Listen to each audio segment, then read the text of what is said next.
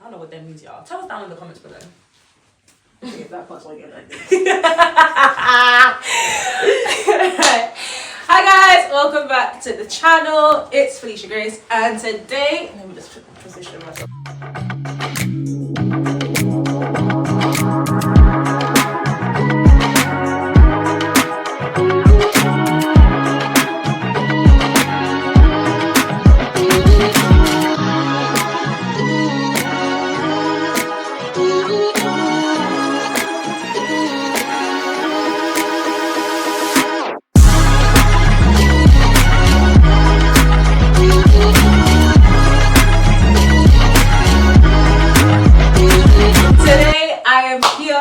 One and only Anastasia!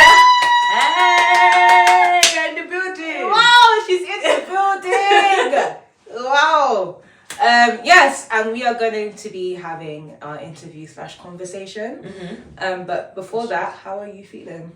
I'm feeling good. I'm feeling excited. You look good. Oh, stop. So the orange hair is just everything. Guys, have you seen her outfit? I decided to match. Hi! Anastasia, you got the ring as well, so you just... Oh my gosh, stop it! Not the colour coordination. Yeah, I was like, come on, my girl's coming. I need for one thing. Yeah. Orange is gonna be there. I knew the hair was gonna be there. So I was like, let me just match with my sis. Let's make it make sense. I love it. Man. But it's good to see you, though. It's good to see you too, man. Alrighty! Thanks, sweet! Okay, so this is a fashion icon, by the way. So when she says you look good, you think you actually look good.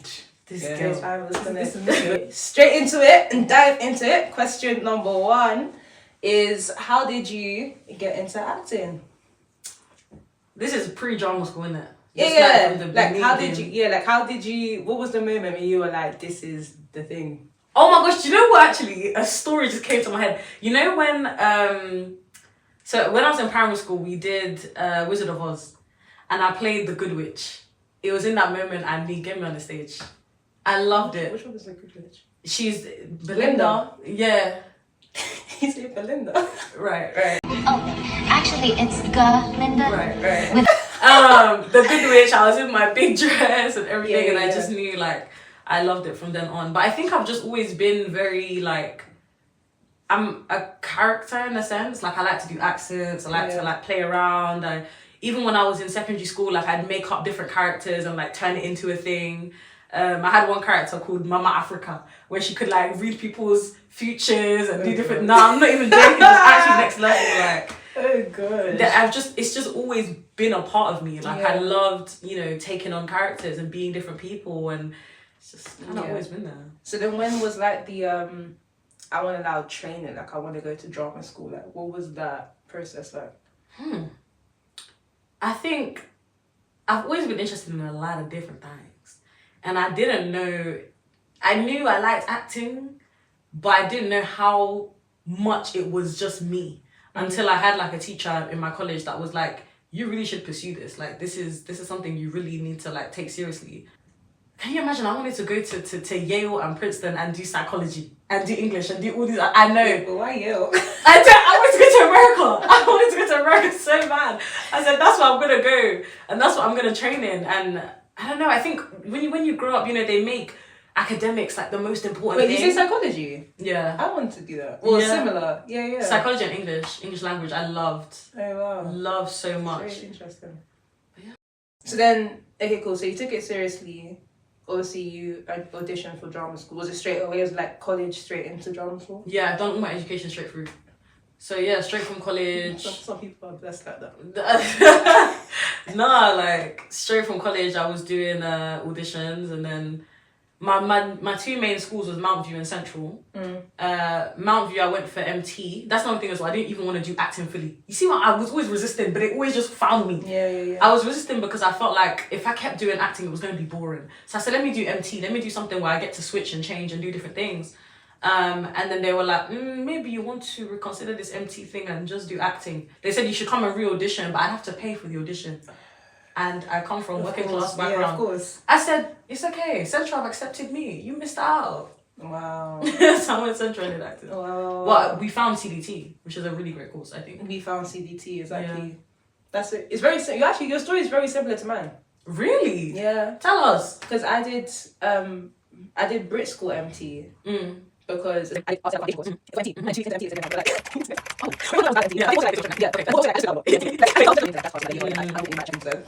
no, because let me tell you. And that's how I got into acting. Yeah. But yeah, so Central Drama School, and obviously we both went to Central. So I kind of have an idea, but I'm just gonna ask you, like, what was your drama school experience like? Yeah, like, how did you find it? The training, how did you find? Well, maybe not talk about the institution. How did you find the training? Was it beneficial? Like, what was your experience going in, coming out, things like that? I'll start off with the course itself.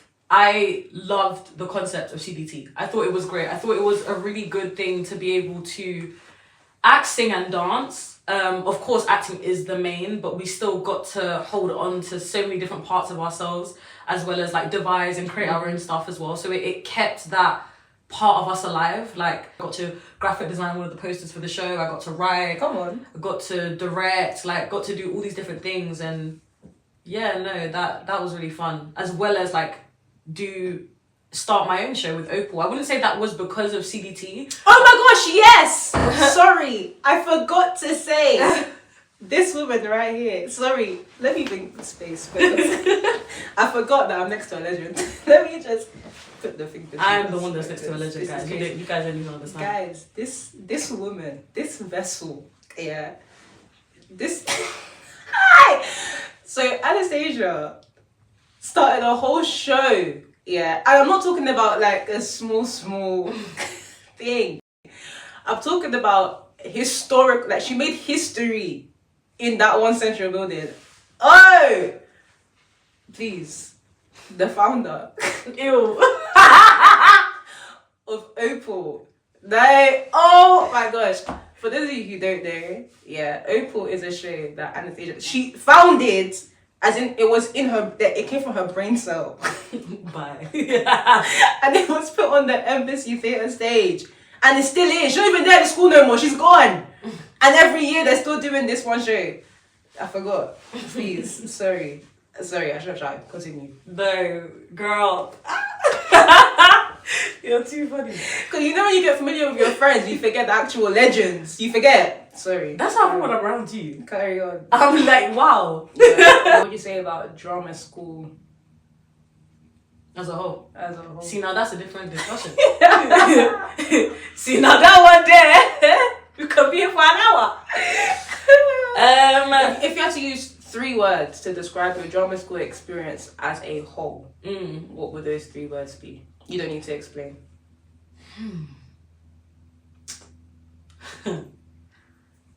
That was word number 1. Right. See that laugh right there? I'm gonna say one positive thing. Experimental. It was very experimental. That is one thing I will say.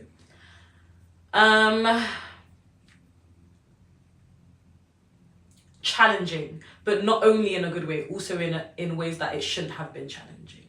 If you know, you know.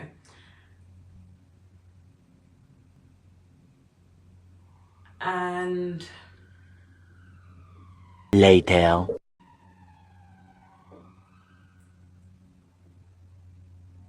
One eternity later. I'll think of another word. Enough said. Okay, so obviously you've been in the industry now. You graduated 2023. Why did I think about that? You graduated 2023. So you've been in the industry for a year and a bit. But year and a half. Year and a half. What's it been like? What have you learned? Why do you tell us newbies? For us newbies, you've just joined in the industry. Well, I'm gonna tell the real. It is fun getting to audition, getting new experiences, like being in front of casting directors, you know, going up for things that you've watched, that you've grown up on, and actually getting to be a part of it somewhat, you know, through auditioning, through being in spaces, through meeting these people. But I'm also not gonna cap, it's difficult. It is hard. It is something that requires a very strong mental and thick skin. You have to be willing to be vulnerable a lot of the time through auditions and through meeting people, and you're gonna get judged on that vulnerability. You're gonna get judged on your entire character, and I'm not talking about character that you create through the script, as in your character and what you bring to it as well. And that can be super challenging. It can be super taxing. But when you know, we were saying this even before, like when you know you're meant for something, you have to keep going. And I would say that's like the biggest thing I've learned in this industry is none of this, the smoke and mirrors, don't let none of it get to your head. The applause or the negativity. You have to be in your own self. Trust yourself. Trust what you're about. Trust your journey. Trust your path. And understand that everything is going to work out as it should. That's what the industry has taught me, is that rejection is real. And it's going to happen. And you're just going to have to get up and keep stepping. Because we don't have time. Like, there's other things you can be doing. And another thing, like we're talking about, is doing your own things. Like, I think one thing about us is that we've always been quite independent in that sense. Like, we don't rely on outside things to happen. Of course, it's nice. But we have to create our own opportunities, and we have to push ourselves forward to create those opportunities for ourselves. You cannot rely on anything or anyone. Like, let me just tell you that for free. Like, if you really want something, you're gonna make it for yourself. You're gonna make it happen. You're gonna work for it because it's for you. So yeah, that's something it's taught me, is creating your own opportunities, venturing out, trying other things is so important, because when your head is set on one thing, you're gonna kill yourself. And you have to be alive to work with. Yeah. Anastasia's not just an actor. She's also a dancer. She's also a singer. She's also a writer. She's also a Miss Fashionista. Yeah? You see where she came looking today? Come on, I said we're doing a YouTube video for 44 subscribers. Look how she came. Look how she turned up for you guys. She's a stylist. She's a graphic designer. She's the founder of a whole show. Yeah? She's a historical moment in time. I feel like they should put your name on the steps. I'm going to talk to the school. But anyway, so do you often find that your many hats that you wear, do they ever conflict with your acting career? Like, have there been any situations where it's like, this passion that I have or this one area of myself is contradictory or conflicts with this area of myself? Or do you find that you're just able to do it all?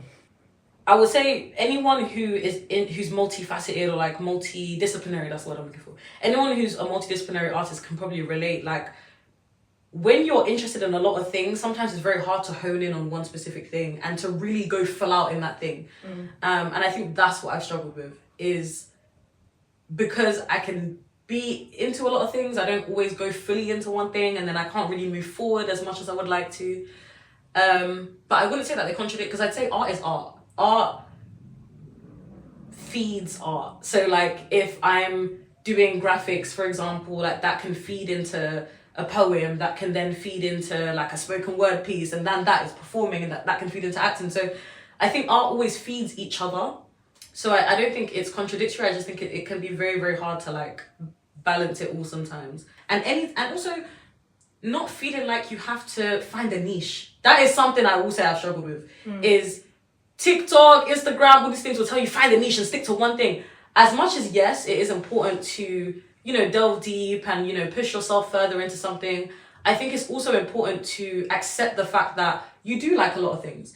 And that one day you might feel like writing, one day you might feel like designing, one day you might feel like doing fashion. And that's okay. It's just about making sure you still have a direction, that it's all leading to something. Like a day in your week where you're fully free, use that time for yourself. And I call it kind of like messy days, where like I'll let myself, if I feel like doing this, I'm gonna do this. If I feel like doing that, I'm gonna do that. And then we get back on the path. We have a direction. You have to let yourself be free. You cannot let this life shackle you to one thing or whatever. So I can dance. Hey, I just wanna praise you. I just wanna praise you. What's her Mary? It's Mary J. Blige that sings it, isn't it? Absolutely not. Moving on. Okay, so this year, big 2025. Right. What are you excited for? What is coming up for you? Where can people find you? That's what we really want to know. Is what's happening in this year for you? first of all, I would say a lot of self-reflection first. Like tapping into myself and getting into my own energy and trusting my own energy. Because I think it starts from within first. We were having this conversation as well. Like, you have to be in your own world, in your own space, in your own timing before you can begin to project and put stuff out there. But I'd say definitely a lot more focus on acting, like actually being proper serious about it, because sometimes I can just be a bit like, but fully focus on acting, fully focus on fashion as well, content creation, like putting myself out there a lot more and letting go of a fear of being perceived or whatever. At the end of the day, we're going to be seen regardless. Do you get it? And you might as well give them a show. What would you say is the number one top piece of advice that you, being a graduate, would give me if I was wanting to audition or auditioning? Know yourself as much as you can.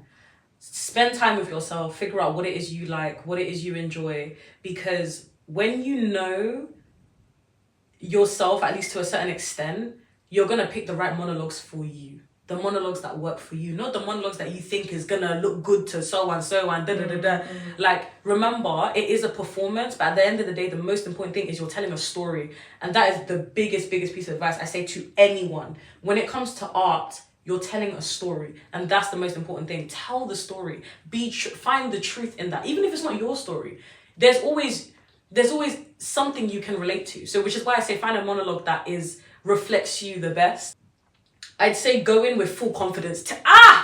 Take those risks. Like, do not be afraid to be loud at certain moments or go crazy or do something a bit offbeat or weird or unexpected. Like, enjoy it so much. I say this to everyone. Like, anything that you do in your life, have fun with it. Find funny moments if you can, even if it's in something sad, you know?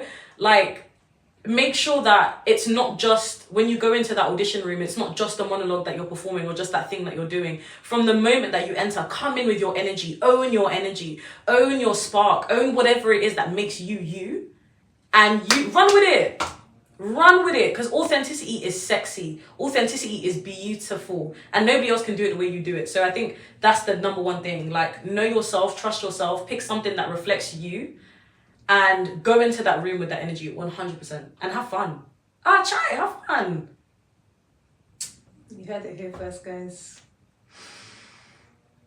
What? Oh! Anyway, I just don't think you know how great you are. Thank you so much, Anastasia. So sweet, guys. God, you're so sweet. The orange haired queen. No one can do it like you. Yes, very quickly before we go, just want to shout out your socials or any place where people can find you if they want to see more of you. So Instagram, TikTok, pretty much the only two I use. Is Skinny Legend 2, Skinny with 2 Y's, Legend, and then the number 2. Great. Thank you so much, Anastasia. Thank you for having me, girl. It's a wrap. How you come? Okay, don't forget to like, comment, subscribe, share. Of course. All that. You better share. Yes. Please do. Doesn't matter.